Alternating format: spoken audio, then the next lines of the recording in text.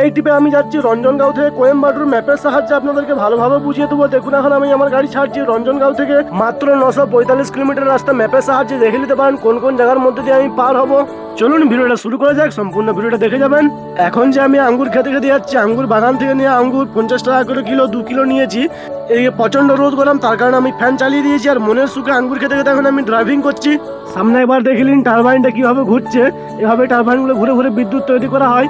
এখন বাজে দুপুর 12:30, আমার প্রচন্ড খিদে পেয়ে গেছে, রান্না বান্না করতে হবে। এই জন্য গাড়ির সামনে কোথাও জায়গা পেলে গাড়ি দাঁড় করে দেবো। তো আজকে আমি রান্না করব বেগুন, আলু আর পালং শাকের সবজি। এখন অবধি আমি চলে এসেছি 176 কিলোমিটার। আমি যেখানে রান্না বান্না করার জন্য দাঁড়িয়েছি এই জায়গাটার নাম হচ্ছে হসপেট। সবজিটা আমার বানানো হয়ে গেলে, আমার প্রচন্ড গরম লাগছে, তার জন্য আমি চলে যাবো স্নান করতে। ফাইনালি আমি বেরিয়ে গেলাম সেবুন সাম্পল নিয়ে। প্রচন্ড গরম, যার কারণে থাকতে পারছি না এত গরমের মধ্যে। তো আমি কোনখানে চান করছি সেটাও দেখিয়ে দিচ্ছি। দেখুন ছোট ছোট টারবাইনগুলো এখানে ঘুরছে আর গাড়ি কয়েকটা দাঁড়িয়ে রয়েছে। আর এইখানে আমি স্নান করব, জলটা প্রচন্ড ঠান্ডা ছিল, এই কারণে আমি স্নান করে আরামও পেয়েছি। কারণ আমি যাচ্ছি গাড়ির দিকে। তো ফাইনালি আমি গাড়ির মধ্যে চলে এলাম। এখন আমার যে সবজি বানানো ছিল সেই সবজি দিয়ে আমি ভাতটা খেয়ে নেবো।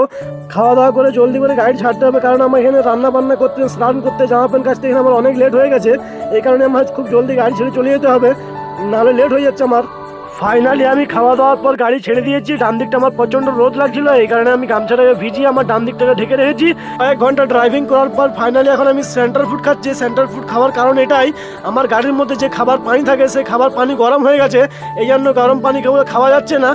সামনে একটা ডাবের দোকান পেলাম, এই কারণে দাঁড়িয়ে গেলাম। চারটের দাম 100 টাকা, কেটে দিবে, পাইপ লাগিয়ে দিবে, মাত্র 100 টাকা। টানলেই জল পাবেন। পানির দামে ডাবের জল খেলে পাবেন অনেক ফল, তাই সঙ্গে একটা নিয়ে চল।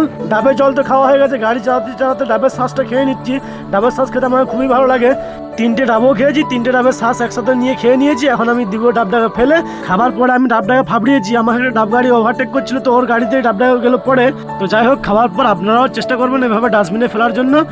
ভিডিওটা যদি ভালো লেগে থাকে লাইক, শেয়ার, কমেন্ট করবেন, পেজটাকে ফলো করতে ভুলবেন না।